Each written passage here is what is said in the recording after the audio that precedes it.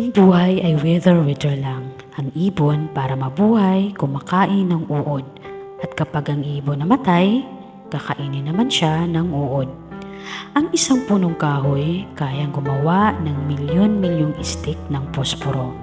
Pero ang isang pirasong posporo lamang ay kayang tupukin ang milyon-milyong kahoy. Kahit anong oras, pwedeng magbago ang ikot ng mundo. Ngayon, mayaman at makapangyarihan ka siguro, pero tandaan, mas makapangyarihan ang panahon kaysa sayo. Kaya, kung may pera ka at makapangyarihan ngayon, gamitin mo sa mabuting pamamaraan. Dahil pag hindi, at biglang bumaliktad ang ikot ng mundo, tapos ka na. Tapos na ang buhay mo. Sabi nga sa Ecclesiastes 3 verse 1, ang lahat sa mundong ito ay may kanya-kanyang panahon.